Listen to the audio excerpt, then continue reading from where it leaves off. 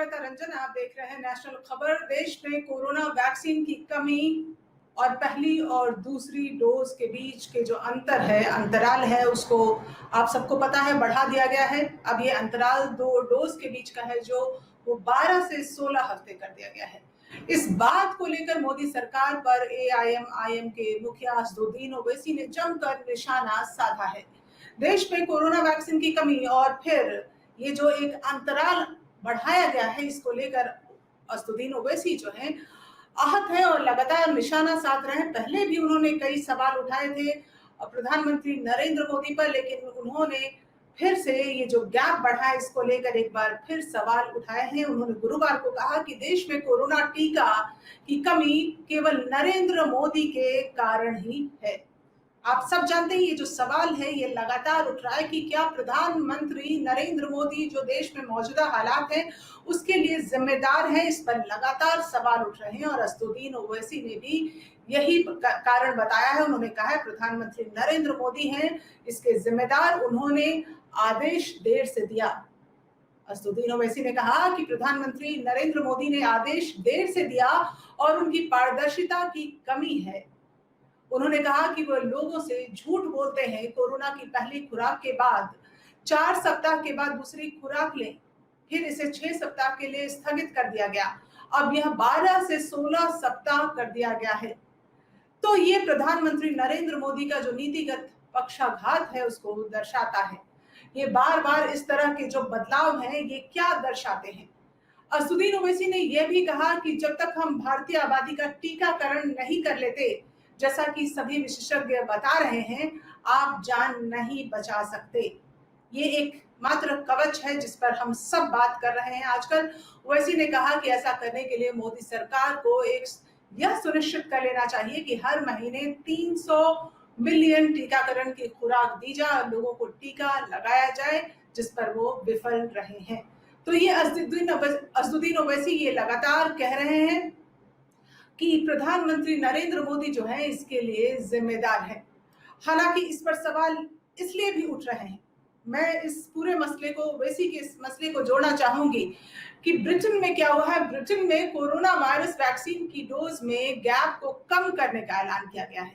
Britain ने ये जो गैप अंतराल जिसकी मैं बात कर रही हूँ कि 12 से 16 हफ्ते कर दिया गया है, इसको ब्रिटेन में कम करने की बात की गई है। प्रधानमंत्री ब्रिटेन के बोरिस जॉनसन ने शुक्रवार को कहा कि ब्रिटेन में 50 साल से ऊपर के लोगों और क्लिनिकली कमजोर लोगों को वैक्सीन की डोज जल्द से जल्द दी जाएगी।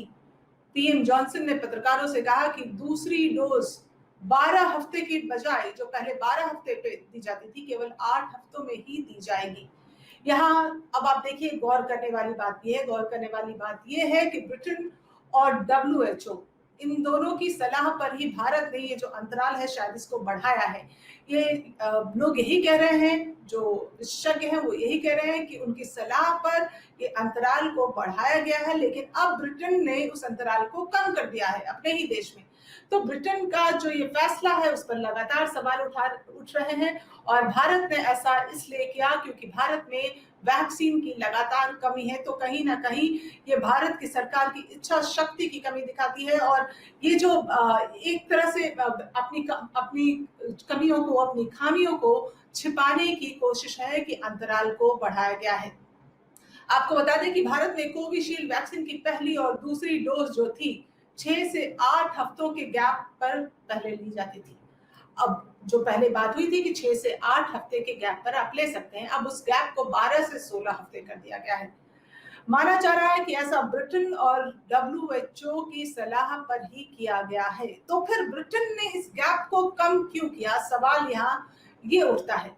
और असदुद्दीन ओवैसी जो एलिगेशन लगा रहे हैं, जो आरोप लगा रहे हैं कि ये वैक्सीन की कमी है, वो कहीं ना कहीं इस बात से लिंक करती है कि हाँ, ये जो वैक्सीन की कमी के कारण भारत सरकार ने ये फैसला लिया है, इस अंतराल को बढ़ाया है। अब देखिए कोरोना संकट के बीच ऑक्सीजन या तमाम जो सुविधाएं हैं उसकी कमी है, हेल्थ इंफ्रास्ट्रक्चर की कमी है, संसाधनों की कमी है, जिसके कारण लगातार मौजूदा सरकार पर सवाल उठ रहे हैं। तो हैदराबाद से सांसद असदुद्दीन ओवैसी ने यह भी कहा कि जो सरकार 100 ऑक्सीजन प्लांट भी नहीं लगा सकी, वो चाहती थी कि 1.37 अरब लोग अपनी नागरिकता साबित करें।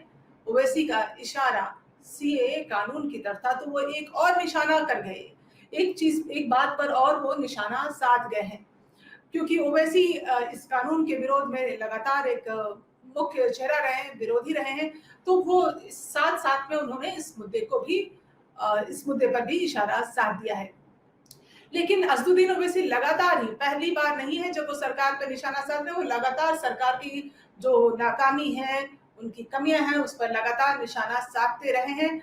और अभी आप देखिए, आपको यहाँ पर एक और बात बताना चाहूंगी, ये जो वैक्सीन का अंतराल बढ़ा है, इस पर लगातार सवाल उठ रहे हैं। अब आम आदमी पार्टी की विधायक आतिशी ने शनिवार को केंद्र सरकार पर निशाना साधा है और उन्होंने कहा है कि जब ब्रिटेन के प्रधानमंत्री बोरिस जॉनसन ने कोविड-19 की वैक्सीन की पहली और दूसरी खुराक के बीच की अवधि को कम करने की घोषणा की है, तो भारत की सरकार इसको बढ़ा क्यों रही है, इस अंतर को क्यों बढ़ा रही है। उन्होंने क्या कहा है, उन्होंने एक ट्वीट किया, उन्होंने पूछा कि जब यूके सरकार भारतीय वेरिएंट पर चिंताओं के बीच, यूके की सरकार का कहना है कि जो भारतीय वेरिएंट है वो बहुत खतरनाक है, तो उन्होंने पूछा है कि जब ये 2 डोज के बीच के अंतर को कम कर रही है यूके की सरकार, तो भारत में 2 जैब्स के बीच का समय अंतराल क्यों बढ़ाया जा रहा है।